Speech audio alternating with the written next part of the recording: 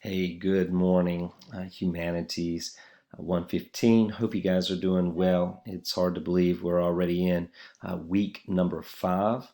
I wanted to share with you just a couple of assignments and responsibilities this week, just to make sure that you're on the same page and that you have a clear understanding of the expectations that are for you. The first thing that pops up is the form that you have going on this week. I gave you 2 assigned articles, one focusing on New York's public records law and the other talking about sensitivity in higher education. Now, if you're paying attention to this video, which I hope you are, I want to extend to you another opportunity for another research article, if you will. And that particular focus can be on reopening the government. You can look at an article that is arguing either for reopening the government during this COVID-19 crisis or not reopening the government. Now, talking either federal or state level, your choice. But you need to find a credible article, though, something that comes from a respected magazine, newspaper, that kind of format. But that might be something you're interested in, so I want to extend to you that opportunity as well. So just make sure when you're doing these forums that you're looking at the argument.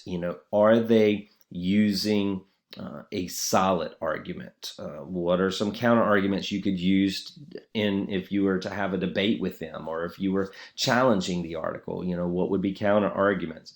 Please make sure that you are recognizing that this assignment is 300 word minimum. And by the way, we say minimum 300 words, which means that you should go above and beyond. Don't just focus on the 300. And then for your replies to your classmates, they're still 75 words long.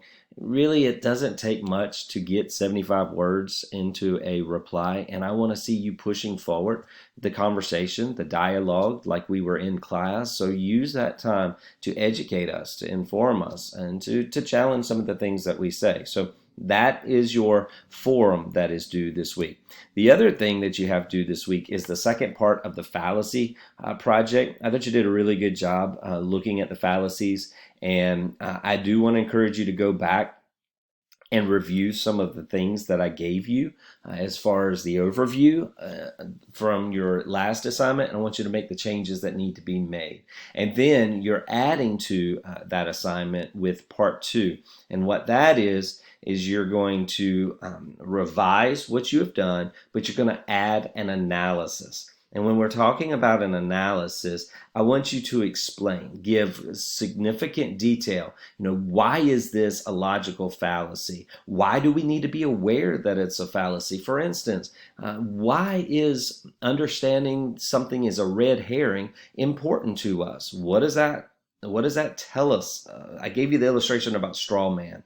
That why your example of a straw man is a strong man fallacy, or how the advertisement you selected uses an appeal to fear. Talk about it. Why is it so important, especially during this time of life that we're in? Why is it so important to understand fallacies, to be aware of them, so that it can help us in our handling of certain issues? So go back and revise, proofread, talk about those particular things. I strongly recommend you use the Writing Center to help you. And then you're going to submit your fallacy, the second part, in 2 places. One, you're going to submit it to me as you normally do. And the second, you're going to submit it to your classmates. So there's 2 places you need to submit your fallacies this week. And that allows students to be able to see all of the work that is being done. I want to emphasize, proofread. Make sure that you're following all the directions, everything that's needed. Put a works cited page at the end of your presentation, which allows the reader to clearly understand where you got your information for your fallacies. I'm not really referring to the pictures per se. I'm focusing more on the material, the evidence that you use. Hopefully this information helps you have a better start to what is expected for you this week. As always, I'm available by email, or if we need to do a Zoom to be able to work through some things, more than happy to do that. You guys, take care. Hope you have a safe and healthy week.